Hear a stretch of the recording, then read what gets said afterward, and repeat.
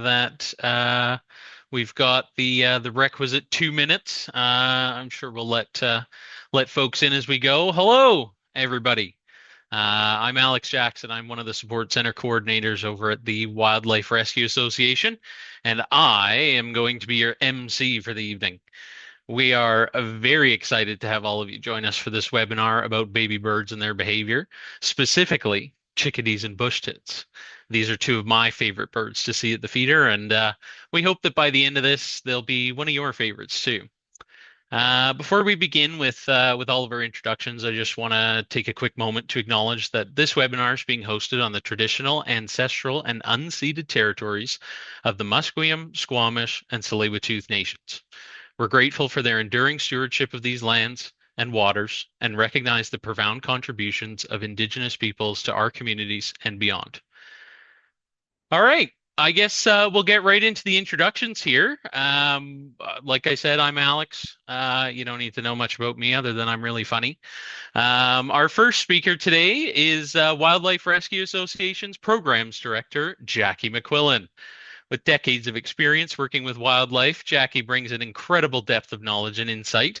She's the perfect person to walk us through baby bird behavior. Other than Janelle, of course, Jackie's also my direct boss, so I'm going to be saying lots of really nice things because trying to get a raise. Okay, our second presenter here is Janelle Stevenson, who is heading up our educational program here. She has been with the WRA since 2005 and has raised thousands of baby birds throughout her years with us. So we're very glad to have her here to talk about all this and share her expertise. Now, what are we going to be talking about tonight? Yes, tonight's topics, we are going to cover behavior for our baby birds, our chickadees and our bush tits. We're going to cover their natural history, rehabilitation considerations, supporting nesting birds, and of course, questions and closing remarks. That's everybody's favorite part. Now, I actually have a question for you guys, other than where you're from. I want to know what kind of baby birds you've encountered in your life. I want to see the chat blow up. If you have any pictures, well, maybe that might be a little complicated. Just hit us up in the chat with if you've ever seen any kind of baby bird. What kind of bird you seen? Oh, thrush. Oh, ooh, the evening grosbeaks. I still haven't seen one of those, anywhere other than the computer. Crows, hummingbirds. Crows are classic. Juncos, geese. Oh, the ducklings and goslings. Oh, it's almost that time, everybody. We can't wait. We love them. Chickadee. Oh, chickadees. Oh, that's great. Really great horned owls. No fooling, hey? Oh, that's amazing. Pigeons. That's my favorite. I have to be honest with you. That's my favorite. Anytime we see them at WRA, I absolutely love to go down there. They're so fun. Well, that's great, folks. I'm so glad to see that everybody's super interested. I've a lot of many brants. There's a lot of crazy birds in here, so I'm so glad to hear it. But you know what? I think you guys are probably about done with me talking, and you want to learn some stuff. So, without further ado, I think that we're going to start off by talking with Jackie. I'm the other Jackie. I'm Janelle. I'll start off. Oh, sorry, Janelle. No, that's okay. It's my sister's name too, so I get called Jackie half the time of my life, so I'm used to it. So I might respond when you say Jackie anyway. Thanks for joining us, everybody. I'm excited to be here. This is our first in a series of three related to baby bird behavior. So we want to kind of talk about what animal behavior is and what wildlife behavior is and what baby bird behavior is. So basically, what is animal behavior? Animal behavior is the actions of animals, how the animal conducts itself in response to other things such as animals and people, other stimuli, or the environment. Next slide. So more specifically, what is wildlife behavior. So it's the same as animal behavior, except wildlife behavior is more specific to human observed and theorized actions of wildlife. It's how they interact with each other, how they interact with other species, their environment, and other stimulants. We categorize their behavior into categories such as social, mating habits, life stages, movements such as migration and flight patterns, vocalizations such as songs and so on, feeding habits, and survival techniques. Many of these behaviors are field marks and are just as important as their plumage colors and their patterns when identifying the birds. So knowing the behavior is so important. It's also so fascinating. Um, it's a fascinating way to observe and identify wild animals. By knowing the wild animals' behavior, we can protect them and ourselves from danger and coexist with them without interfering with their natural history or life cycle. So, Jackie, can you tell me a little bit about why it's important to know about these birds' behavior when you're a wildlife rehabilitator? Yeah, I'm happy to.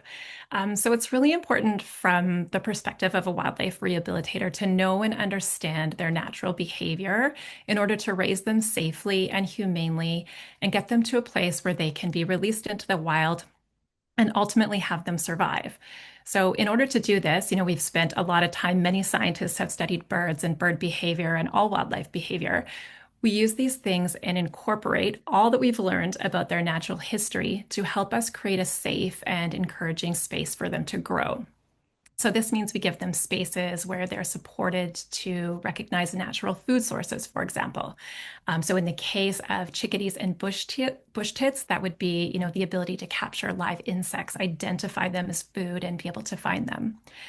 We give them lots of opportunity to recognize and interact with others of their own species. So, bush tits and chickadees are both very social flock species. And so they like to be with others. So when we get individual birds or orphans, they'll often be paired with others so that they're not alone. We give them space where they can exhibit normal body care behaviors like preening their feathers, so where they pull their feathers through their beak to get them into proper alignment, and do things like beak cleaning. I don't know if you've ever seen a bird that has eaten something. Crows will often do this. They get kind of a messy face or a messy beak, and so they'll stop and you'll see them kind of like rub their beak on either side of a branch to get it cleaned off. We allow them to be exposed to the calls and songs of their own species, which is really important again for their social development. And in rehabilitation, we work very, very hard on stress reduction. Because it's not a natural environment, it's important that we minimize the sounds and visuals that would cause the release of stress hormones in these birds. So, also giving them an enriched environment with that stress minimization kind of gives them their best chance for a successful return to the wild. And as they kind of travel throughout their rehabilitation journey, we monitor and evaluate them very critically along the way, using very refined and specialized rehabilitation techniques that have been developed over decades. And each and every one of these considerations is really vital to their appropriate development, and one of the reasons why wildlife rehabilitation should never be attempted at home. Really, even with the best of intentions, without the right experience, it rarely elicits a successful result just because there are so many factors that go into, determining exactly what each individual wild creature needs, and especially with something as sensitive as a little chickadee or a bush tit. And I think Alex has a little question for us now. Hey, does everybody want to see me wipe my beak? There you go. All right. All right, that's what I'm here for. Okay, folks, this is all fascinating. We're getting started. We're getting into the good stuff here, but I want to know what you want to learn about baby birds specifically. You know, what you want to know something that I learned recently? And Janelle and Jackie completely call me out if I'm wrong. The reason that their cheeks they're so yellow is because their parents need a target to put somewhere to put the food. They have it. It's a target.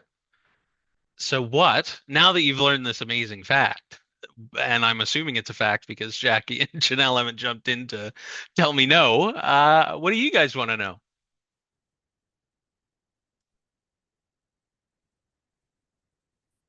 Ooh. Oh, teaching kids in school. That's so awesome. Parasite birds. Oh yeah, we have the brown-headed cowbirds around here, I think are one of our parasitic species. End up having to be rehabilitated. Yeah, how do they end up having to be rehabilitated? Oh, that's a good one. How do hummingbird moms feed their babies? Anything to know if we find an injured baby bird? Absolutely. That we will most definitely cover. Well, there we go. That's awesome. I think we're ready to head into the very first dedicated joke slide of the evening. You can tell how much influence I had on this presentation. I made them insert joke breaks. So, folks, here's my favorite chickadee joke. What's a chickadee's favorite item to get at McDonald's? What do you think?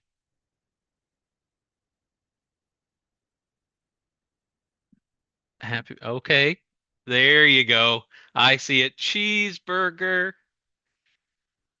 When I was young, that's that's how I recognized them was as the cheeseburger bird. It was never chickadees, it was the cheeseburger bird. Oh, there you go. At But least one person laughed. All right. That's enough of that. Um, Janelle, I think that yeah. that we have some identification and classification stuff to go over. Yeah, well, I love that you had that joke because when I was growing up, that's actually what I called them. I didn't know their name. Nobody told me their name. I was too young to ask, I guess. So I called them the cheeseburger birds. It was fun. And to this day, I think I might say that in my head before I say chickadee. But hey, whatever. They're amazing to mimic. So anyway, so a bit of a brief classification of these birds, because knowing how they're classified really helps to identify them and know a bit about their natural behavior. So they're both passerines, which is AKA songbirds. They're both altricial birds, and altricial is a term to describe the degree of development in a young bird when it hatches from the egg. And altricial means incapable of moving around on its own soon after hatching. So that's in comparison to precocial, which is, you know, hatched and ready to go.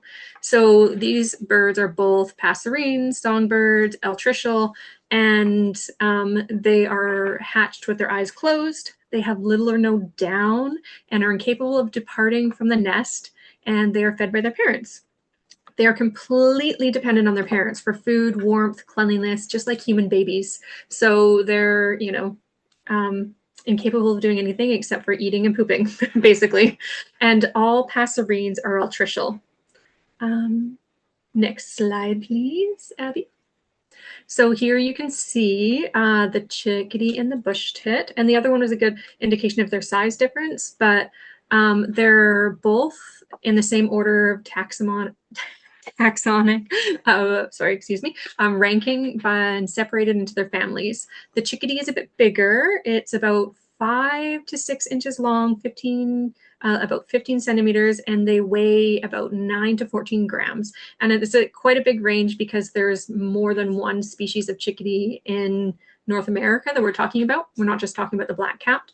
But the bush tits range between about 3.9 to 4.3 inches in length, about 11 centimeters, and they weigh between 4.5 and 6 grams. Teeny tiny. It's about the same size as a golf ball, but they're much smaller than chickadees, and they're very feisty, both of them. Very feisty. You don't judge an animal by its size, for sure. So we put them together during this learning opportunity because they both have very high metabolisms. They're primarily insectivores, so eat insects, and they have highly specialized rehabilitation care needs that overlap. So it's really good to put them together because in a rehabilitation setting, we have to kind of treat them very similarly because of their needs. So unique to songbirds, both of these juvenile chickadees and bush tits display the same color plumage as their adults. That's very unique because only a few of them actually do that.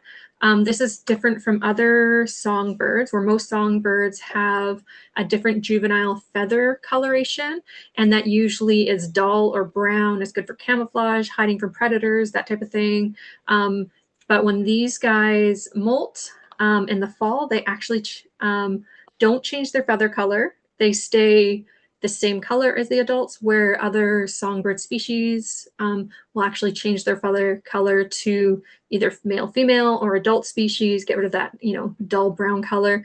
And then they kind of do this as they're transitioning to adults. And they also do that again in breeding season. But again, chickadees and bush tits stay the same. And so the chickadees actually don't have any distinction between the males and the females, but the bush tits do, where the males can often sometimes be seen with these little distinct black bandit masks. So you can tell them that they're boys because they're wearing their little masks there, and only when they hit puberty. So there are only one species of bush tit in North America, which is a long-tailed tit. And there are 7 species of chickadees that live in North America.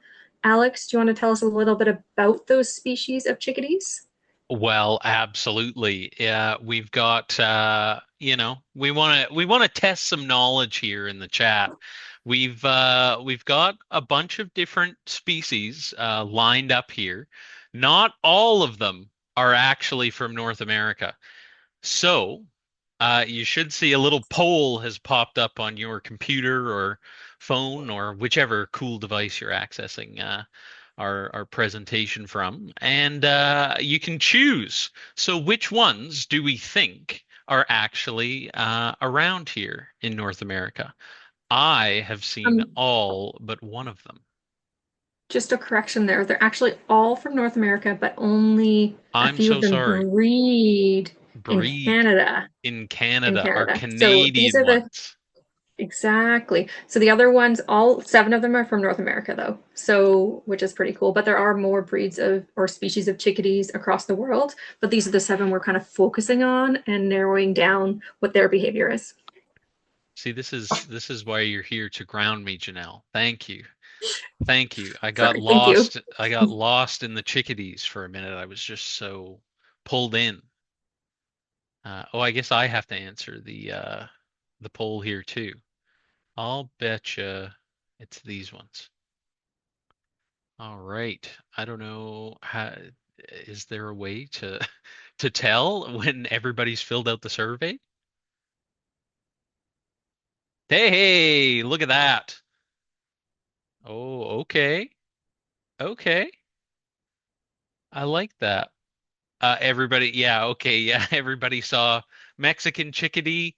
That's right. They don't actually breed up here in Canada, nor does the Carolina chickadee. So it looks like I'm looking at the poll results here.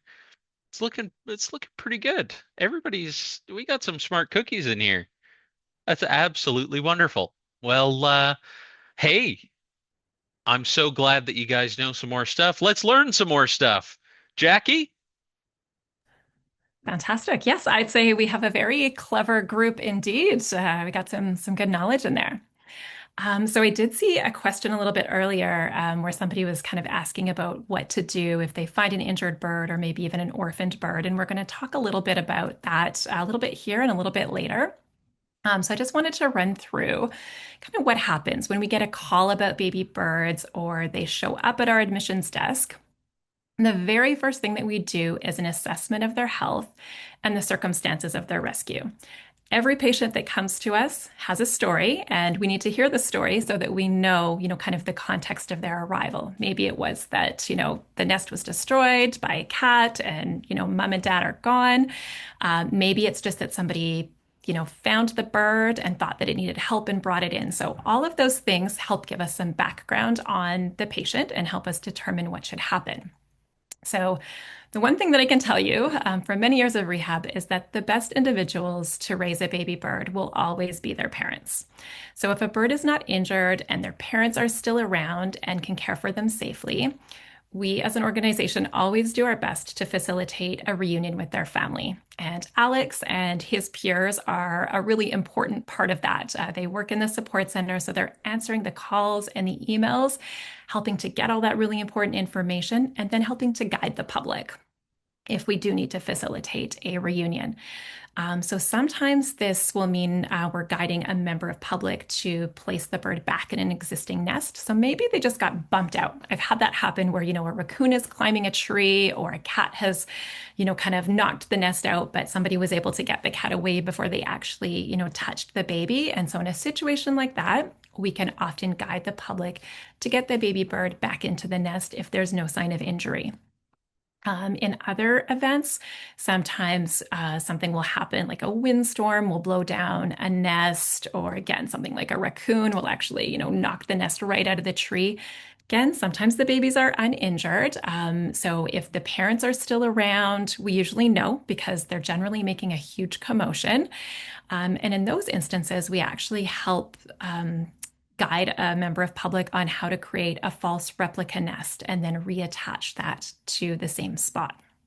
And then the really vital kind of last step is to make sure that the family reconnects by monitoring what happens afterward. So we're always waiting to look for the parents successfully feeding the babies after they've been moved to the makeshift nest. And there's a lot of criteria for setting up a makeshift nest. So if this ever happens to you or you need some guidance, please don't ever hesitate to call out to us. The nests need to be, under cover from the elements. We never want a nest filling up with rain. They need to be kind of at about the same height as the original nest and very close, as close as possible to where the nest first began. All of those things will help prevent the parents from orphaning the babies. So this approach to reunites is incredibly important, not just for the baby bird's well-being, but also as an organization to make sure that we're using our resources where they're truly needed. If we can keep a family together safely, that is always the best outcome for them and us. All right.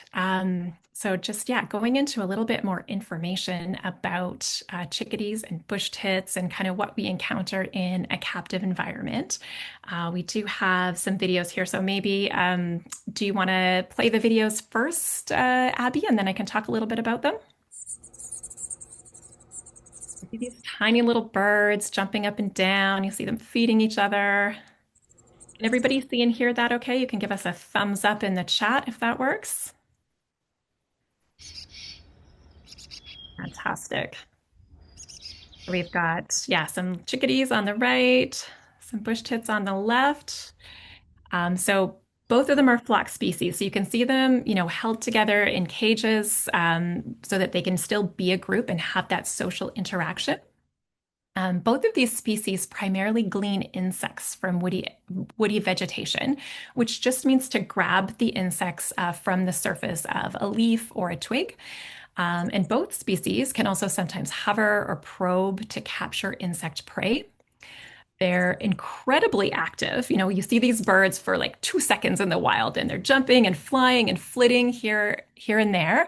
And they're also very agile. So you can see them grabbing a twig with one leg and hanging down and grabbing insects kind of while they're dangling there. So the majority of both of their diet is tiny insects, things like caterpillars, moths, spiders, centipedes, scale insects, and even small snails and slugs. So to create a natural habitat for them when they come into care, we really need for them to be able to do all of these natural behaviors. So need to be able to hang, perch, fly, and forage. And trying to put all that together is incredibly fun and also very challenging. It's also a challenge in a rehab setting to find tiny insects that can sustain their needs while they're in captivity. So in the wild, it will be, hundreds or thousands of insects a day that they consume. It's pretty much a constant activity during the hours of the day that they're active. And of course, in a captive environment, we're really limited to the insects that we can breed and feed to them so that we can keep up with their demands and also so that we can keep their enclosures clean and parasite free. It's a delicate balance. And so finding those teeny tiny micro insects that they eat is a challenge for sure. But one that we've we've gotten used to and we've learned how to deal with. And Janelle's going to tell us a little bit about their environment. And Jackie, getting those tiny insects is hard work and dedication from our volunteers and staff. It's intense. So thank you for talking about that. We always need help with that. Anyway, environmental development. We work a lot with the tools that we can control in rehab. We can't control the outside environment, but we control what's inside. So the environmental development is one of them. Their environment plays a large role in their growth and development. So we supplement them with as many natural substitutes as possible when in care. So this will help their songs, social relationships, feeding habits, feather quality, agility, and strength. These enclosures on this screen here are examples of different types of environments we supply to them during their development. They are always need to be safe and clean. And if the enclosure is not safe and clean, it can impact their feather condition. And if their feather condition or feather quality is poor or gets damaged, it will impact their survival when they're released. And they don't just grow feathers in when they break them. They have to be taken care of in a certain way. So everything we do is to prevent feather damage, to make sure that they are safe and clean. So we don't want any food on them. We don't want any poop on them. And we want to make sure that their perches, for instance, are not over top of each other, because if they are in there with cage mates, they will just poop on each other. And you don't want that to happen. You want them to poop on the ground where you can clean it up. So you'll notice here, so in the top left, we have the bucket. And that's where the nestlings come in. They're tiny. You can see that there's a divot in the middle where they can stick their butt out, and it's safe and clean. They don't need anything else there. That sits in an incubator, sits nice and warm, and they have their nest mates. And then you'll see the one in the middle on the top there. That's more of a gradual enclosure where you don't want them to have too much space, but they need to start moving around, and the bucket's too limited. So they start perching on the side of the nest, things like that. The one on the far right on the top there, you'll see that we actually give them food access and different perch sizes where they can jump around. And you'll notice that that's actually set up for a larger species. That's not actually technically for a chickadee or bushtit, but it's the same idea, just, smaller dishes, things like that, because you don't want them getting soiled in their food or anything like that. And then on the bottom, from the right to the left, we have what we call a green-gray aviary. So it's a little bit larger of an enclosure, and we can change the bedding, everything like that, and the newspaper regularly. And we offer things like natural feeding, and there's dirt dish there, things like that, so they can pick out insects, perching. And then in the middle is a fledge aviary where they have way more space, where we actually step into it, and we actually put up food in different places higher up, so we can teach them to feed higher up. You'll see some videos later and some pictures of us doing these things. And then in the far left, that's the gazebo where they get pre-release conditioned, and that is accessible to the rain, to the elements. There's no heating source, and you'll see that there's way more natural things in there. Like there's actually a planted tree in there, and then they can see and hear everything on the outside. On the next slide, please. Thank you. So habituation and imprinting. So it's really important to know these things before raising or taking care of these birds. Well, imprinting occurs briefly when they are young, and it is not seen in all bird species, where habituation is a learned behavior and can occur in almost all bird species. So you have to be careful. Both chickadees and bushtits are not prone to habituation from humans, as they become very instinctual when they hit puberty, because they don't really like humans when they hit puberty. However, they can be habituated if you provide them with too much attention when you raise them, and if you raise them more like a domestic animal compared to a wild bird. So you have to be very careful on how you treat them, how much stimulus you give them.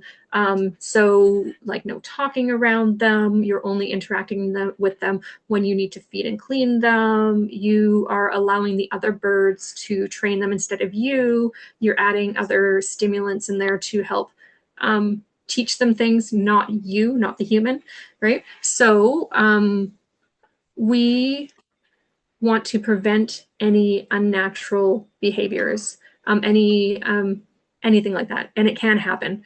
An example of this is you might have seen, on hikes and things like that, or even in your backyard, that some chickadees that might come to your hand for food. That isn't a good a good habit. That is a sign of habituation. It's a learned behavior from humans. They should treat humans as a predator, be scared of us, they'll have better survival. These unnatural behaviors are not advantageous to these birds at all.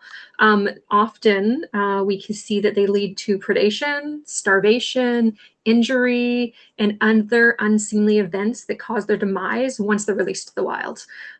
So a lot of the time, what we think is, gregarious behavior, social behavior, with me and you, humans, they may act like that to us, and we're like, oh, they're being nice and friendly, but it's actually might be a stress response or habituated behavior. So be careful when you're assessing their behavior. It might be a sign of something else, so be careful there. Therefore, knowing what is normal for the species is very important to help reduce the stress in that species. As Jackie has mentioned earlier, there's a hormonal stress response, and that can happen when you're in close contact with a wild animal, and you might think that's normal, but it might not be. As we all know, stress can lead to injury and disease. It's true for humans as well. Stress is a beast for our health and wellness. We want to make sure that we reduce stress as much as possible. One of our release indicators of these species is that when they stop gaping, so meaning opening their mouth for food and taking food from us, this indicates to us that they are showing wariness of humans and think of us as a threat or a predator, which is exactly what we want to see for them to survive in the wild.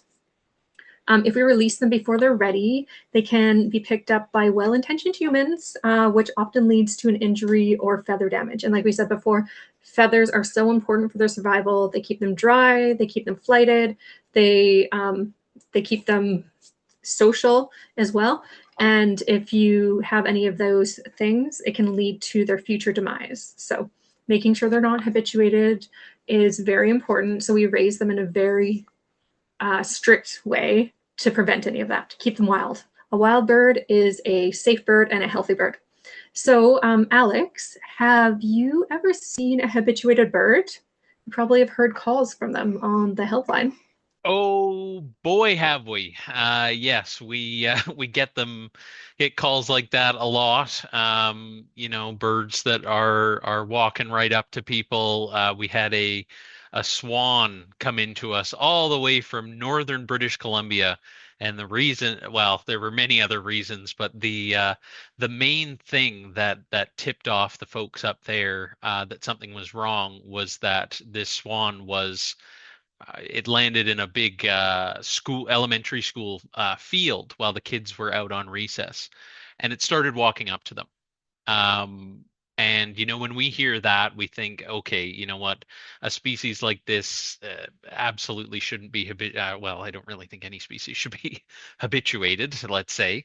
Um, but it can definitely be a very strong indicator that something is wrong. And as such, I think that we don't want to be habituating them to us. Everybody, here's speaking of helpline.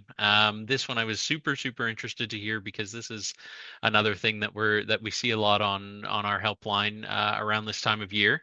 When you go out and you see a baby bird on the ground, just underneath a tree or whatever it may be, something that we hear a lot from folks is that they're nervous to pick the bird up and put it back in the nest, obviously with proper guidance, um, because they're afraid that the mother is going to smell people on them and is going to reject them. So I thought I would ask everybody here and see what everybody thinks and see, is it true or false? Oh my gosh. That's correct. False. They cannot. Well, they can be placed back. Um, one thing about songbirds is that they don't really have a very good sense of smell. They are not going to smell a human If I pick up a baby bird and put it back in the nest, the mom's not going to come back and say, "You smell a lot like hot dogs and peanut butter." Like what? And then reject them. That's yes, that is a myth, and I hope that in the future, if you see a baby bird, you'll give us a shout, and maybe you can talk to me on the phone and tell me how good this was. No. That's great. That's awesome. Well, Jackie, I think we're talking about circadian rhythm next. This is something that I have trouble with in my life. Thank you, Alex.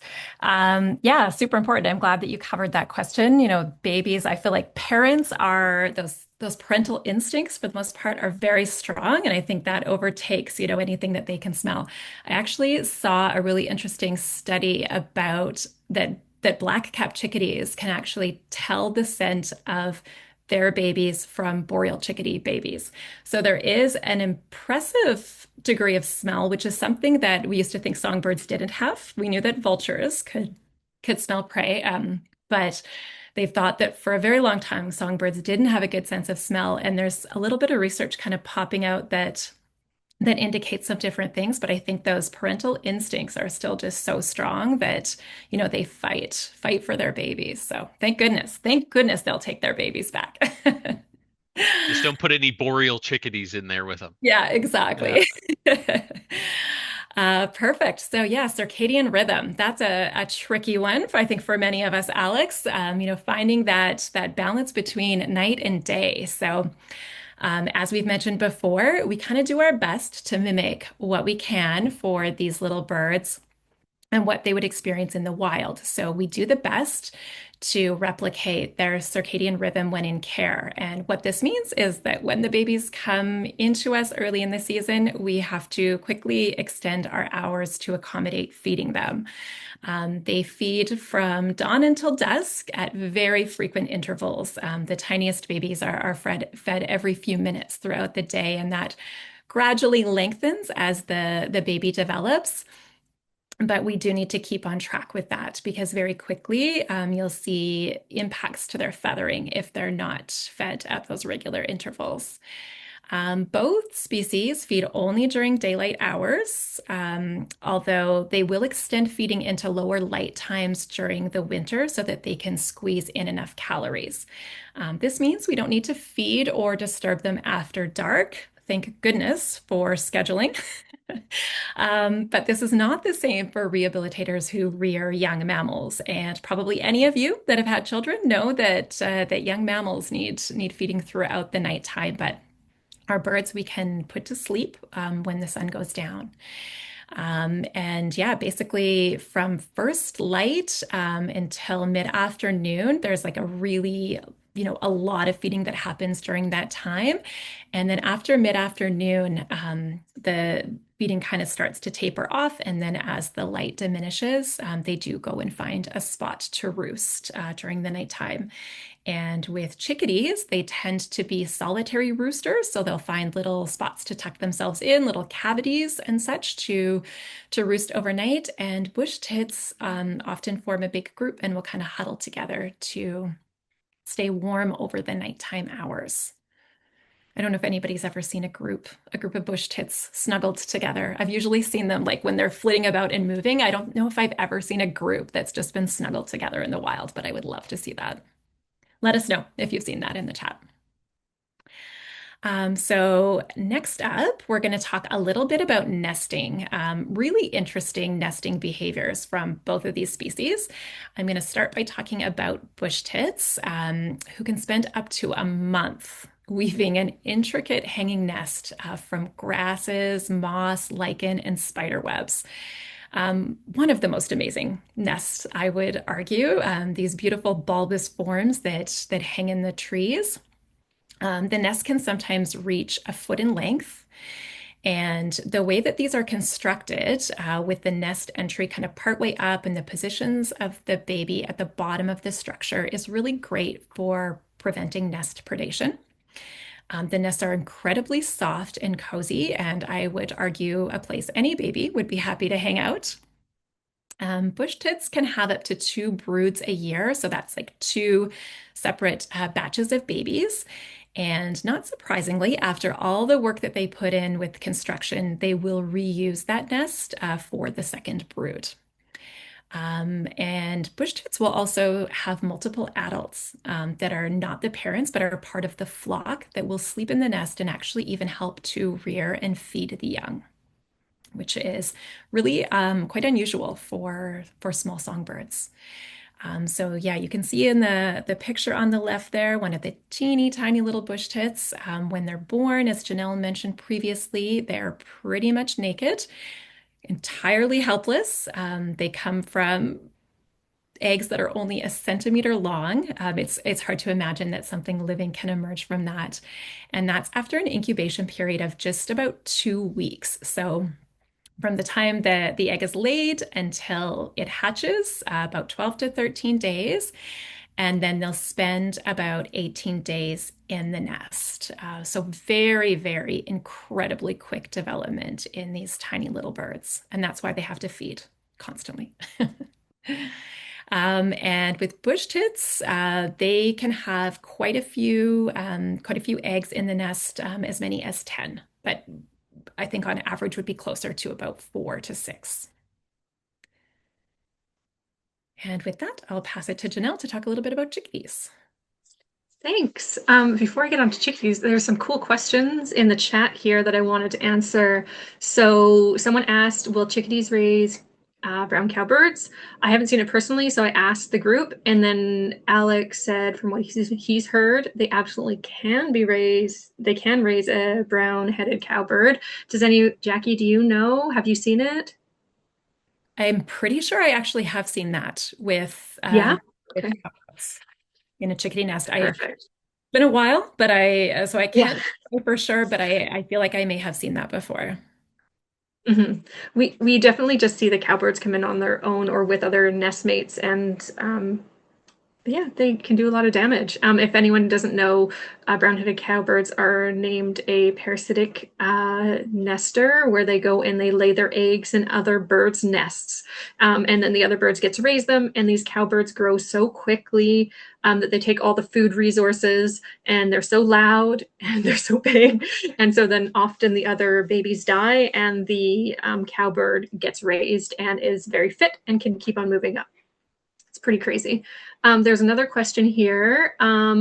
Do you have staff overnight feeding them? Yay, we don't. Birds are wonderful. They shut down at nighttime. They don't want to be fed. It is one of the best things about birds versus mammals is that at nighttime you get to sleep and you can go home, but you do have to be up at dawn. So you have to be an early riser, and that's about it. They just like to stay warm and cozy at nighttime. And I think we can still ask some of these as we go along. So if you see any, Jackie or Alex, please bring them up. But I'll get on to the topic. Sorry about that. Okay, so we are talking about nesting chickadees now. So, well, chickadees are secondary cavity nesters, meaning they use a hole already made by made, such as a birdhouse or woodpecker hole or other holes if they actually fit their needs. But sometimes they're little excavators, and they actually go in the decaying tree or stump, and they'll actually remove bits of decaying wood and take it out. In this picture here, which is perfect, it actually shows a chickadee in, I think it's an alder or poplar. Someone can ID that tree. And what ends up happening is they take out the bits of decaying wood and they take it out. And chickadees' beaks are so hard. They're so hard that they can excavate. And that's also sucks when they bite you, because they have a grip to basically cause a lot of pain, especially on your fingertips. So beware of that if you ever come in contact with a chickadee. So once they have their nest excavated to their liking, they will add bedding materials such as animal hair, old feathers, moss, decaying leaves, and some spider webs to line that cavity. They dig down deep in the nest, and they only use a small entrance hole to prevent any predation. So they don't want any predators being able to just climb in and eat them or eat their babies. So they have a small hole, so only animals that are their size or smaller can get in.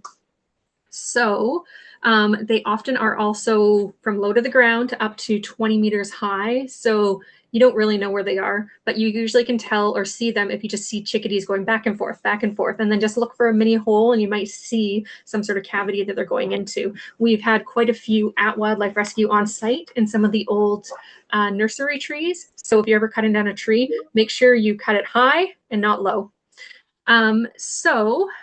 The other thing to know too is that we're talking about general chickadees. Remember the 7 species that exist in North America. So they range in color, clutch size, and incubation period can vary for a few days. And the number, but the brood number, they usually only have one a year unless there's an exceptionally long summer or they have a failed attempt the first time around. The condition of the eggs, at hatching, and this egg size is about the same. So again, they hatch with their eyes closed, they're naked, except for a few small patches on their mossy gray feathers on the back of their head. And the photo of the black-capped chickadee is a good reference point here. So Jackie, this is all great for natural nests, but is it really hard to replicate for us as caretakers? What do you think?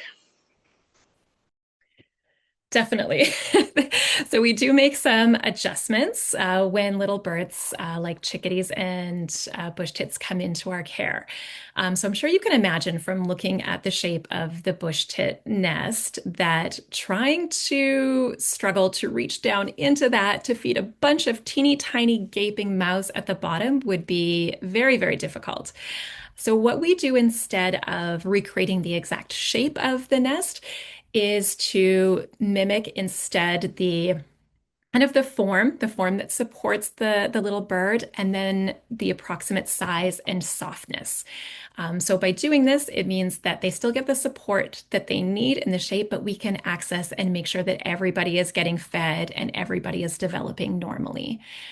So if a nest is not the right kind of form around them, then nestlings can sometimes develop deformities or sores or experience abnormal movements of their extremities that results in injury.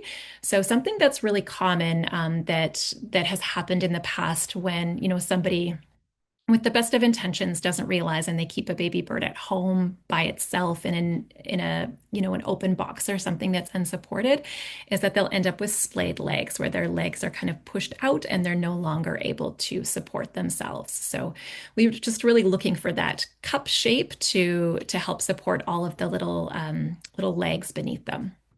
We, as Janelle showed you on that earlier slide, use buckets that have the ventilated top on them with makeshift nests. And then we use old hospital pads kind of tucked around the nest.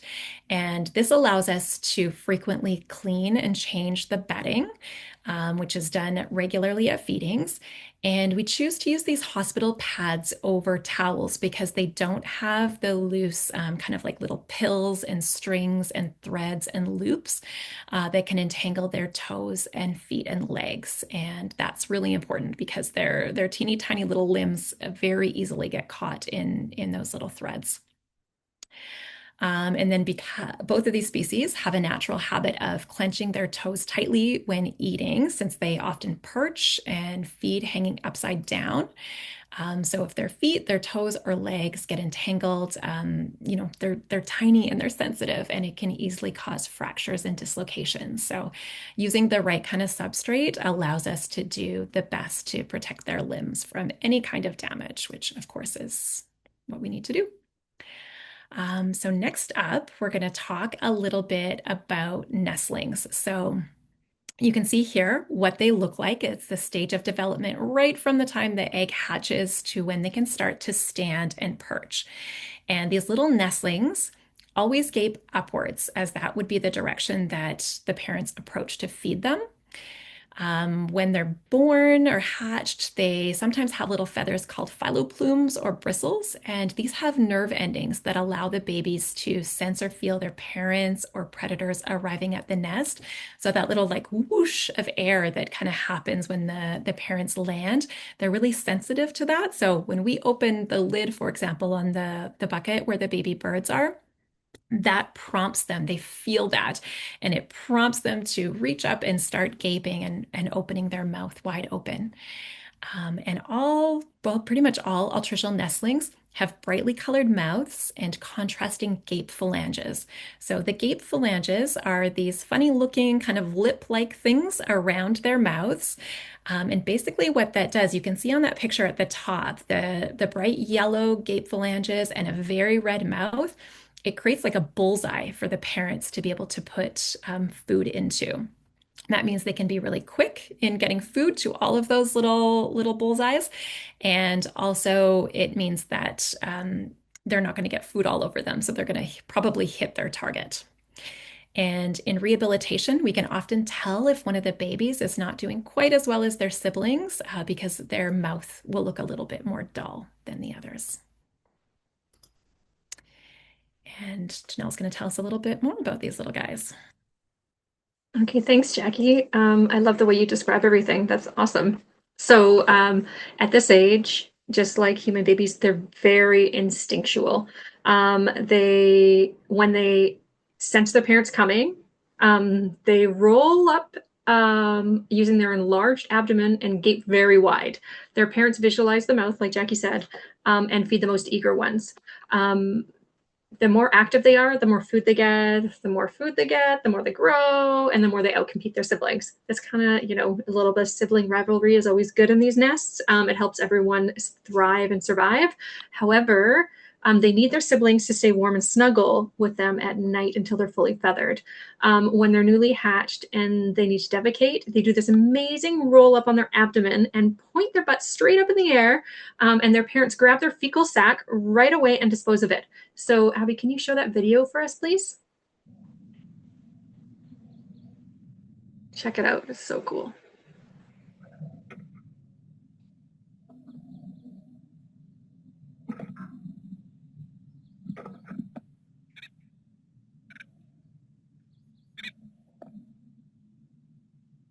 First, you see the feeding. Awesome. And then watch this. Oh, oh, there we go. Fecal sac out. So cool. Okay. I'll keep on talking. So when they grow a little bit bigger, they actually shuffle their butts to the edge of the nest, instead of just lifting it up in the air because they can move, they have more muscle. And then this keeps the feces out of the nest or where they're sitting and on the edge so the parents can pick it out later. But usually at this age when they're so young, they only poop when they're stimulated. Otherwise they're sleeping in between. But when they're a little bit older, they're awake in between feedings. And so their parents will either take the fecal sac out or consume them. Sometimes they eat them for nutrients. Sometimes they just do it because they're hungry. I'm not sure. But there are many different reasons to consume a fecal sac. But the main point is keeping the nest clean. Keeping a nest clean is so important, and it's so easy for them naturally. It helps prevent predators, it helps prevent pests, it helps prevent parasites, it helps prevent bacteria, and it helps prevent any issues on their skin or sores that would come if they had feces or food on them that would cause feather growth impacts, wounds, abrasions, things like that. So we also build nests that have edges, like Jackie said, so they can wheel their butt right over. Because we can't always get their fecal sacs as they're coming up. We're not as agile as their parents. And also, when they're in care, their fecal sacs aren't always intact because they might be sick, injured, dehydrated, orphaned, and their digestive system isn't always in the best situation when they come into us. So we have to deal with a lot. So, Jackie, can you tell us a little bit more about these little nestlings and their other behaviors they exhibit? Yeah, I'm going to go quickly through this because we talked about it a little bit with the brown-headed cowbird, where we get, youngsters that try to push over their siblings. They beg the loudest. They're the strongest. The parents always feed those ones first, and that's why the cowbirds do so well because the squeaky wheel gets the grease, right? Or in this case, the loudest bird gets the food. So we see that happen a lot where they kind of like push their siblings out of the way, and you'll see one who grows a lot faster than the others. And that behavior is favored by the parents so that the stronger birds tend to get the most resources. Nature is harsh, and unfortunately, the runt will often not survive in the wild, which is really challenging. Studies have shown that different species of songbirds actually have different frequencies of begging sounds, which is also really interesting. And it's one of the ways that they try to avoid um, kind of welcoming predators to the nest. So if a predator hears a baby calling, they may think, okay, great, there's my next dinner. But different species actually use different calls that don't travel as far in the type of environment and the type of nest that they inhabit, which is some pretty incredible evolution. Chickadee parents also give alarm calls when danger threatens the nest, and that induces the nestlings to become quiet. So there's a lot of learning that happens in a very short period of time in a nesting situation. And I'm sure, as you can imagine, all these teeny tiny little mouths are an incredible challenge for us humans to feed them while they're in care without getting their little faces dirty. So it takes plenty of skill, lots of practice, and specialized tools to feed. And then we're always cleaning them. If any of the birds become soiled with food or feces, it can cause sores and infection. It can also impede feather development and growth. So clean, clean, clean is very key. All right, Janelle, I just wanted to address something that you said. You said that there are many reasons to consume a fecal sac. I can't think of a good one. I can't think of a good one. I'm trying, but I I'm sure can't. you can think of one. Hey, that's not even the joke, folks. You're getting this for free. Uh, Listen, this is a joke for all the parents in the audience. Okay, this is the type of joke that my dad would tell me. Folks, what do baby birds and teenagers have in common? I think the parents will know. They might. Hmm, what could it be? They both ignore you until they're hungry. There you go. Yeah, yeah, yeah, yeah, yeah. I know that yeah, yeah, here, preach, everybody, preach. I don't have any of my own, but the cats get awfully loud when they haven't been fed around here. Hey, yes, as a teenager, yeah, we've got a teenager in the audience. Okay, so it's legit. It's legit. Or what do the kids say these days? That's epic. I don't know. Anyways, Janelle, I think it's your turn.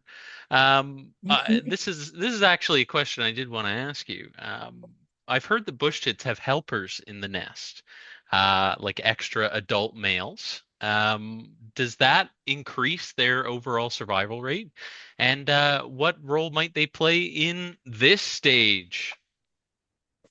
Well, yes, it does increase their survival rate. Well, at least it's thought to, because it keeps them warm, keeps them fed, and they can help raise the young. So a community is a lot better to raise a family than an individual or two birds.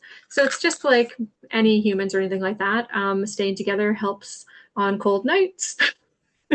And then helping raise the young by feeding them, cleaning them, and coming in is really helpful. Sometimes they're usually adult males that don't have their own mate yet, and it's very rare actually this cooperative nesting behavior, but it is seen in these bush tits, and it's pretty cool. It's adaptive, and it can increase their survival.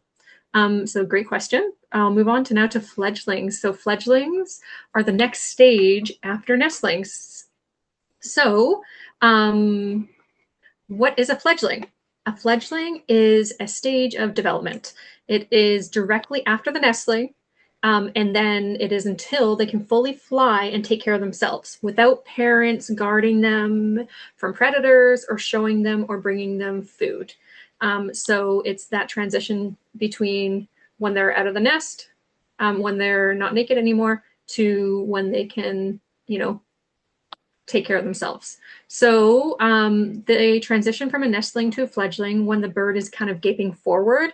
This will happen alongside their natural development of feathers, muscles, as they move more and start to perch on the side of the nest. Their sight is also improving at this time. The reason why they're starting to gape forward is to accommodate the adults on where they're coming in and where they are offering them the food. So when they're in the nest sitting down, you'll see the parents come in and drop in the foods. They have to gape up. And then when they're fledgling, they start perching on the side. And then the parents come from the side and so they gape forward. So that's kind of how we distinguish them, and they're up and moving. So they are astounding. They are amazingly, the same size as their parents at this age. So like a baby bird and their parents are the same size. It's pretty amazing. They start getting their full feathers. They have their primary and flight feathers and their retrices, but they're a little bit shorter than the adults, but they're still fully feathered. So the other thing that they do is they wiggle a lot more on their bottoms. They defecate right out of the hole of the nest, because these are both kind of cavity nesters, meaning they have long holes to go into. They also climb over each other more to get food, kind of like puppies climbing over each other to get to the nipple, same thing. And the most fit fledgling will push their sibling out of the way or cut in line. So for instance, they're all on the edge of the nest. They'll just cut in line and get food again. It's pretty amazing.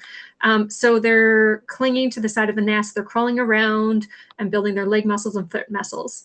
So this video here, let's take a look. You can see a little bit of fledgling behavior, but they're actually feeding each other. Super adorable. I think we should watch this twice. Sorry. So, jumping around, learning to feed. Super cute. Once they build enough muscles, what do they do, Jackie? So at that stage, they are officially ready to fledge the nest. And we think of this as kind of like the teenager age, where they are starting to get some more independence. So little birds, for the last few days while they've been in the nest are like Janelle said, they're moving a lot. They're starting to practice flapping their wings and they're hopping around a bit more.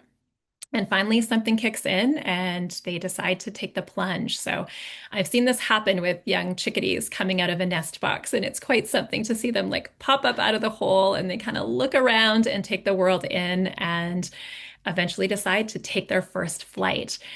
With small birds like chickadees and bushtits, they can often fly straight out of the nest to a nearby like shrub or bush. Sometimes they're a little bit awkward still. They're not as strong and as coordinated as an adult, but they do pretty well. Many other small songbird species and larger birds spend quite a lot of time as a fledgling on the ground. So they come out of the nest and they land on the ground and have to spend days, or with crows, it can even be up to a couple of weeks jumping around and really getting their strength up before they can properly take off. But these smaller little songbirds seem to be a bit better at getting themselves at least to some low-lying shrubbery straight out of the get-go, which is pretty incredible. Once they're out of the nest, they're learning a lot from their parents and their flock mates, all kinds of alarm calls and songs. And now they're getting some context for these things. So they're seeing the predator and connecting that to the call that their parent is making. They're learning where the food sources are once they can start to follow their parents. They are learning where to go to roost at night, where are the hiding spots, and where are the vantage points. And they're learning to preen themselves and clean themselves, which is really neat. And also just the social makeup of their flock. So we do the best that we can to substitute as many of those things in a captive environment, but that's also part of the reason that, any bird that can be with its parents has its best chance. There are some things that we just can't teach them. But we do give them, like I said, lots of enrichment, different sized perches to help get them practicing that while they're in our care. We allow them to build that agility and evasion and do our best to kind of give them a bit of an obstacle training course before we let them go back on their way. And I think we've got a video here that we're going to share with you.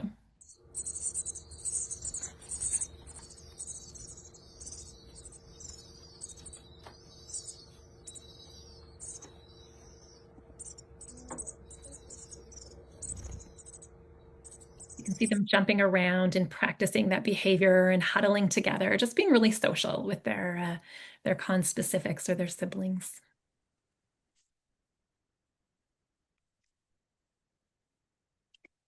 Okay. Well, thank you, Jackie. So cool fact, you know how I mentioned that the baby birds were the same size as the adults, you know, the fledglings? They actually outweigh the adults because they have more fat stores and lack of exercise. So what they have to do is, you know, start moving around more. But once they're out of the nest and they're more active, their legs and their body slim down and they become identical to the adults. And you can't really tell the difference, except they still hold those little gate phalanges on this side there. So at Wildlife Rescue, we have these enclosures that are about 4 by 4 by 8 feet tall, called fledge-aviaries. I mentioned before, this is where they learn how to fly in these enclosures. Once they get there, getting them to perch and line up like you saw, that was in a smaller enclosure, but we give them more space whenever we can. We move dishes up higher so they can self-feed because as Jackie mentioned, they are gleaners, so they glean on the side of the branch and everything like that. So we do that to mimic as much as we possible. They move so quickly and flutter around continuously as you saw. And if not contained in a small space, they'll use the whole area to jump around. So we do limit their space sometimes because otherwise there's no way we could feed them. It would be like catching a toddler that's running around the house and you're trying to feed them, you know, they're just running in circles and you're trying to give them food. So we try to restrict their movements so that we can feed them. Sometimes if they're still interested in the food, we will hand feed them, but at this point, when they're out in the fledge aviaries, we're just encouraging them to self feed, and we want to encourage them, show them natural foods. And sometimes when we are in these enclosures, chickadees, for instance, are used to you at this point, and they kind of do land on you. So you have to walk into what is called a double door system. And if you have a bird, you check to see if you have a bird on you. You might have a chickadee or something like that clinging to your body, and you have to take it off and put it back in before you exit. So that's one thing you need to know when you're in wildlife rehab. Jackie, what do we feed these little ones when they're in our care? Lots and lots of protein. These are naturally insect eaters, and by nature, most songbirds, even if the adults are seed eaters, largely feed their babies insects because they need an incredible amount of protein to grow as quickly as they do. So we have special mixtures and we do have insects that we rear and feed them. But yeah, lots and lots of protein to get them where they need to go. And then as they develop, we give them a little bit more of a variety of diet, especially with chickadees. They'll eat a bit more of a variety of berries and seeds, but bushtits as well will eat a small amount of vegetative matter, including some small seeds. But yeah, like I said, the focus is definitely on the protein. I guess one thing that's really interesting to note is that chickadees are food cachers. So black-capped chickadees will stow away thousands of seeds and insects for times when food is harder to find. So when we're releasing these birds, especially if they've come in as adults and they likely have a food cache, we need to make sure that they go back close to where they were found so that they can recover their stores, which is pretty neat. So I think we're going to go on to talk about a little bit of predator awareness. So if you can advance forward, thank you, Abby. So a really important part of being in captivity is to not normalize human actions and sounds for them. So we take a lot of care while they are with us to prevent visualization of people by covering their enclosures and by just minimizing the amount of like time that we spend with them and interact so that we don't end up with birds that are habituated. Yeah, we remove any background noise and then we keep predator species as far away as possible. And we also play their own bird calls and songs for them so that they are being exposed to that. And I think is there a video, Abby? We're often rearing things like crows and ravens at the same time as we have these small songbird species. So we house them at opposite ends of the property when they're moved outside to start acclimating to the outdoors so that we don't have these little guys being frightened by the bigger predator species. And I will pass it to you, Janelle.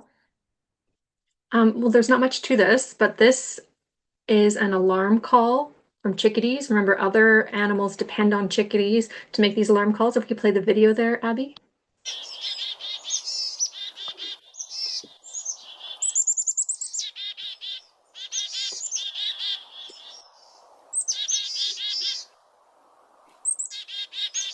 So basically, I can talk through this. You can keep on playing it while I talk. I don't think it's impacting anything. So basically, what's happening is the chickadees see the owl, the saw-whet owl, and are like, "Hey, I'm going to make this alarm call." And you know what they actually do?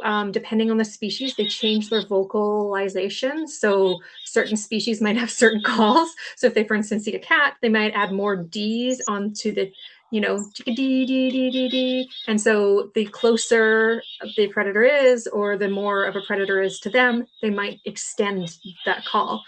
So if they see for instance, a large, what's the example? Sorry, like an eagle, they might just have one little alarm call because an eagle is not going to get a chickadee, but a small saw-whet owl would. So you would see more alarms, which is very cool. So I think we have a question for our participants. Alex, if you wouldn't mind going to the next slide there and That's right. It's a seeing this out. test of knowledge. It's a test of knowledge, everybody. We're back.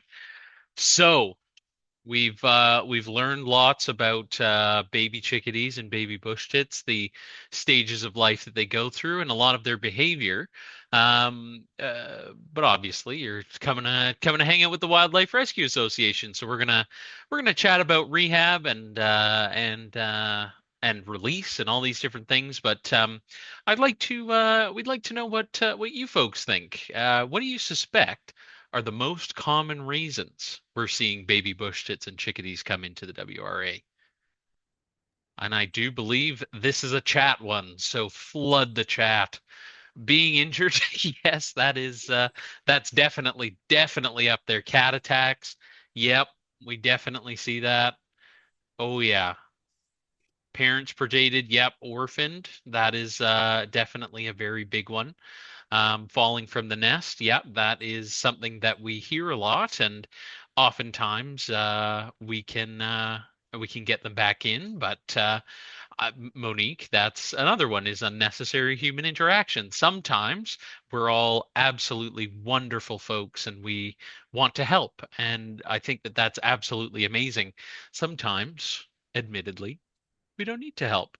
Um, a lot of the things that we might see as Mm-hmm. negative, or these birds are orphaned or anything like that, we're seeing, it's normal wild behavior.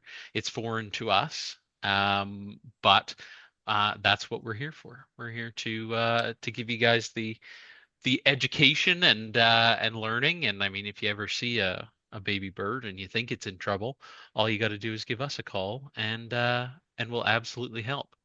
Oh yeah, trees being Yeah. cut down, yeah, for sure. Lots of So good answers there.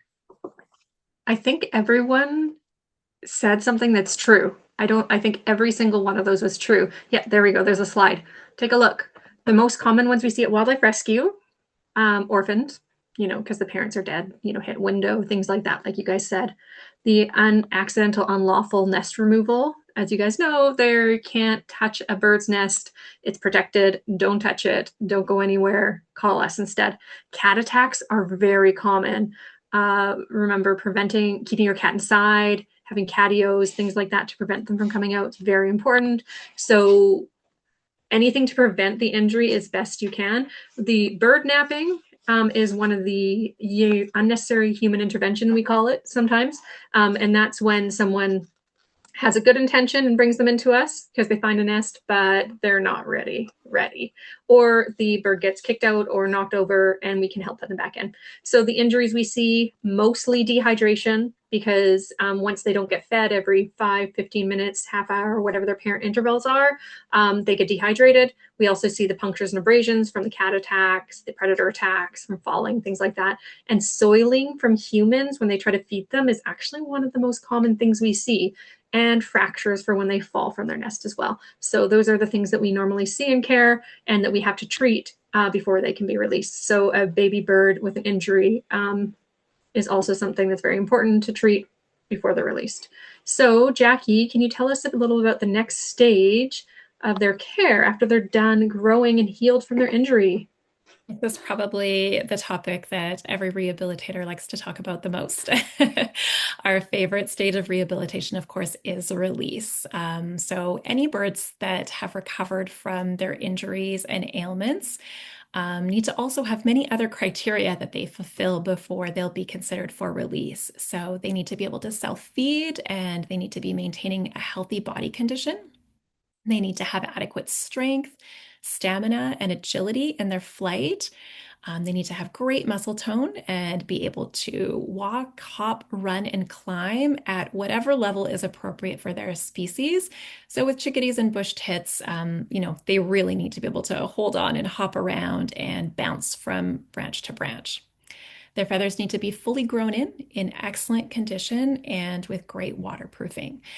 So our pre-release conditioning happens once the birds are self-feeding in our outdoor flight aviaries. And they spend time there, gathering that strength and agility. And once they have been assessed as ready for release, with these species, we release them in groups because they are flocks, so that they leave as part of a flock. And we also keep an eye out for local flocks. So we know that they're also going to have the opportunity to incorporate into a larger group of local birds. We take a lot of care to release them as early in the day as possible and to ensure that there are no indicators of predators in the immediate area. So we kind of do as much as we can to help ensure their success once we set them free. And I think we've got a release video. So the same buckets that they're raised in, we also use to transport them to their release site. But they're no longer in a nest. They're now very self-sufficient. And you'll see they'll slowly pull the bucket lid back.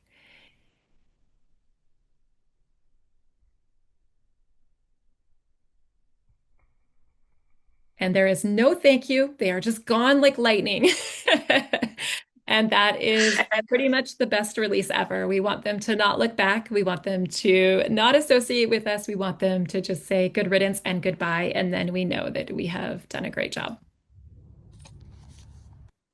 And with that, I will pass it. That's amazing, Jackie. I love to see them released.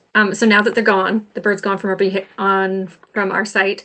We want to be able to take these behaviors and understand them in nature, because that's where we want them to be and where they should be. So tips for understanding bird behavior in nature is knowing their natural history.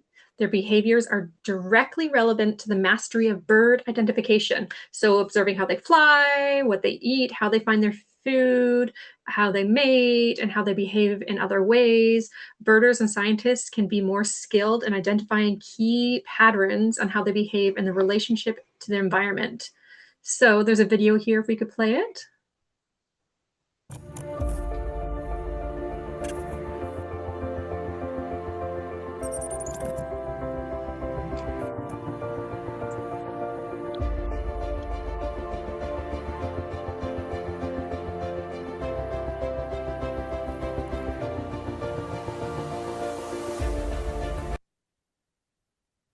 And you notice that she's actually going to eat the egg shell for sustenance. So it's a very important part of her behavior as well. So knowing these is really important. So we have a summary table next. You can actually just go straight to, you can see this is something we can share with you later, but it just kind of summarizes their different postures and flight patterns and things that are more of their natural behavior, not really the babies, but the adults. So on the next one, we want to talk a little bit more about visual displays and things that you can look for. Jackie, would you mind describing that? Yeah, so I think, once you are out in nature, grab your binoculars and take an opportunity to kind of watch out for some of the visual displays that you might see chickadees doing. A lot of these are aggressive, so telling another bird to kind of back off. And then some of them they'll do kind of in anticipation of mating. We'll show a quick video here, but we are going to start to move forward because we want to leave some time for questions. So you can see this chickadee kind of puffing up. And then you'll see the one on the left. If you carefully watch his crown, you'll see how he raises up the crown and then lays it down. So that's kind of a threat posture where they'll raise and lower their crowns. But it's really fascinating. If you spend some time watching them, you'll start to notice these really fine little details. And I hope you'll find chickadees and bush tits as fascinating as we do. And I think with that, we'll pass it off to Alex to talk about building your nest box so that you can enjoy this in your backyard. Absolutely. You know what? I actually do that same thing with my crown up here when I go to Five Guys. I go go into the Five Guys. Anybody gets too close to me, that's the hair's going up. Yes, so building our own nest boxes. This is an awesome way to support your local ecosystem. We love it. I'm actually very excited. We're moving into a new place, my partner and I, and we're now allowed to put birdhouses out. So I'm gonna put one out on my balcony. The main thing for these species specifically is size. So in the next slide, we'll talk about it in a minute. We've actually got a design that you'll be able to scan a little QR code and have a look. But just to give you sort of a basic rundown of size and that type of thing, oftentimes we want them for these species to be about 4 inches by 4 inches, um, up to about 5.5 inches by 5.5 inches. And we want them to be deep. So we want them to be, approximately 8 to 10 inches deep so that no predators or anything can get in there. That's also why we want to have a very precise hole diameter there. Usually 1 and 1/8 inches is good for chickadees because that doesn't allow the bigger birds like house finches and house sparrows and other birds that might want a house to get in. That's also why we don't add a perch to the front. In kind of the classic images of birdhouses, you see like a little perch coming out of the wall there, but that only really helps predators. So we don't recommend those. A slanted roof, that's we're living in Vancouver and all across BC and everywhere else. Everywhere gets a little bit of rain at least, and that is what we want the slanted roof for. We want the water to run off. That's also why we want it to extend out from the entrance so that that water isn't just sliding down and into the hole. It also keeps them a little bit more cool in the summer. Depending on how long of an overhang you have. If you can get it to kind of shade the entrance, that's usually really good. In terms of height, 5 to 10 feet is about what we're wanting. That's high enough that predators aren't going to be able to get up there, but also low enough that we can still access them with ladders for cleaning and all that type of thing. And also drainage holes. That's a big one. We had a flood at our apartment just recently. Wish I had drainage holes in my house. Yeah, that would be very nice for the chickadees if you give them a little hole there. And then of course a predator guard is also recommended. It's just a little bit of extra peace of mind to keep them off there.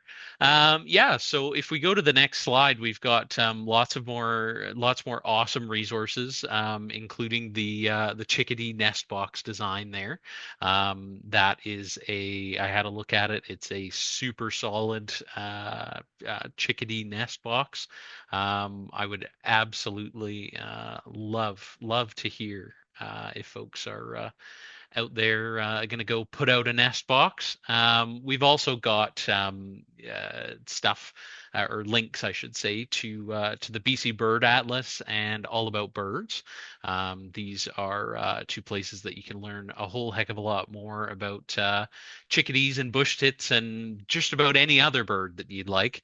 The BC Bird Atlas will be for ones in BC, but All About Birds, you've got many different birds. Yeah, so if you scan them now, I see that Janelle asked to scan, but we will be sending all this out later as well. Let me just see here. Yes, so that is all good. We are going to be sending out fact sheets as well as the recording of this webinar a little bit later, so you will be receiving all this cool stuff. This I'm really, really excited about, folks. It's the best bird in BC. This is a campaign that we're going to be running in the next little while in our social media here, and we're focusing very specifically on water birds. This is my personal. I don't want to, toot my own horn. This is my favorite subsection of birds. I love, love, love the water birds, and it is long-tailed duck or bust. That is what I will be voting for. I hope that is what you will be voting for. But whatever it is, it's going to be an awesome bird, absolutely awesome bird. And grebes are also very good. And then yeah, so we're coming to the end here. The main thing that I want to point out before we get to questions here, we've got another QR code, and I do believe this will be sent out as a direct link as well. Hey, there it is right there. It's a super quick survey. It's just a minute or two. Super, super quick. We're building up our education program here at Wildlife Rescue. And any thoughts that you have would be absolutely amazing. We want to be bringing these educational programs to everybody who wants to come and see them, and we want to do them in the way that people want to see. So if you could take yeah, just a minute or two to fill that out, that would be absolutely amazing. So why don't I give you some time for questions here? I guess we've got a couple few minutes. What do you think? Yeah, anyone have any questions? Also, please do the survey. It will only take a minute, and it's just so that we can create content for you for next time or make it better. Absolutely. Well, if there's no questions, I think, or there might be. Da, da, da, da. It's Final Jeopardy, everybody. Oh, here we go. What kind of predator birds do you often bring in at WRA? I'm curious about it. As mentioned, says he kept tits and chickadees far from them. Okay, predators can be crows, ravens, jays, so your corvids. And then we have other predators, which aren't really predator, but we have like herons and things like that. Jackie, what other predators are we getting in? The ones you've mentioned are the primary ones. Like definitely the Yeah. crickets tend to be very vocal and can be quite Mhm. disruptive to the little songbirds. So those are the big ones that we really try to separate. How will you know about the next webinar? Aylin, can you answer that? Sure, I can jump in. We will be sending everyone an email about the next webinars that are coming up. We have one coming up in May and one in July. So keep an eye on your email or on our social media channels, and you can sign up. Good question. Okay, is the gestation fairly similar across birds, eagles, robins, etc., and similar numbers of eggs across birds?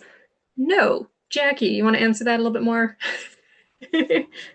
Yeah, so definitely larger birds require more resources, so they'll usually have fewer eggs. You're not going to see an eagle with 12 eggs in their nest, so usually just a couple eggs. Gestation is longer for larger birds, but for most birds, the max is still around 30 to 45 days, which is kind of mind-blowing when you think about them starting from nothing and being like a formed being in that short of time. I think if you consider how long it takes a human being, it's just exponential. Their growth is incredibly fast. So, yeah, like a robin is like a month. Yeah, it's crazy. If someone asked if Owl's still open, yes, Owl is still open. We do take owl and raptor species at Wildlife Rescue, but we do prioritize other birds because we are one of the, well, basically the only wildlife rehabilitator that can take them in the Lower Mainland where owl does exist. So we can work with them and make sure those animals get care over there, but there isn't really anywhere else to go. Alex, sorry, you had a question. Oh, hi. It's less of a question, more of a shout out here. Speaking of Owl, actually, their open house is coming up in late May, May 30th and 31st, and we're gonna be there. Hey, you should come out and see us. Awesome. Yeah, we do our best to, I would say, maximize our partnerships amongst the rehabilitators in the Lower Mainland. So Mm. Owl is there and specializes in birds of prey, and I think that's fantastic because it means we can transfer, many of those birds to them for longer term care. And same thing, we have Critter Care Wildlife Society out in Langley that specializes in many mammals other than bats. So we have a great network, and then they can direct, the songbirds and the waterfowl our way, and we can give them the specialized care that we need. So we are definitely very appreciative of the other local rehabbers. Elizabeth's out in Abbotsford as well. We have great partnerships across the mainland. Yeah, we work together as a network. It's so important. Rehabbers got to stick together to make sure all the animals are safe. Prince George, Vancouver. Okay, yes. Chickadees don't migrate. They just stay year round. They actually have this really cool technique of finding teeny tiny nests, like holes. I'm not nests, sorry, holes at nighttime to stay warm. So they'll, in like alder trees and stuff like that, go in, and the hole is so small that their tail feathers will actually be bent. But they usually don't nest together. They nest individually. And so you can tell the hole is too small because their tail feathers bent. It's really cool. Rehabber in Sunshine Coast. Jackie. Unfortunately, not anymore. There's not an active rehabilitation center on the Sunshine Coast right now, to the best of my ability. So we have been occasionally getting them transferred down here. I think every few weeks we've been getting the odd one, but I think Alex can probably verify that. Yeah, every few weeks we're seeing birds come in from yeah, the Sunshine Coast, mostly up like Half Moon Bay area is where we've seen a lot, but yeah, we get them every couple of weeks, couple few weeks here.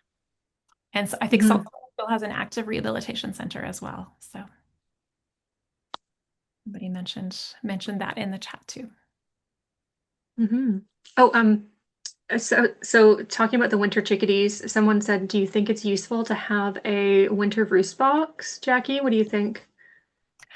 I honestly couldn't answer that. It's not something that I've ever used or have like I don't have any anecdotal experience even to offer, so I don't know how successful they are. So if anybody else has experience with roost boxes and chickadees, please feel free to speak up. Mm-hmm. Yeah, so there is no rehab for songbirds in Prince George. Basically, we do BC. We work with all the rehabs that exist, but no one can take as many animals as we can. So we work with them. So call us. We will direct you if someone is closer. But if not, we will work with you either way to help that animal survive in any way it can. I guess, Alex, you want to take it over to say goodbye? Absolutely, absolutely. Listen, folks, I want to thank you so much for coming out today. You know what? Education is such an incredibly important part of what we do at Wildlife Rescue Association And at the at the end of the day, I'm having a lot of fun. I hope that everybody else had a lot of fun. And we wouldn't be able to do this incredibly important work without folks like you out there on the ground, reporting birds, letting us know, what's going on. We couldn't do it without you. So thank you so, so much, not only for coming tonight, but for showing up for wildlife every single day. I hope you have a wonderful rest of your night, and thanks again. Thank you.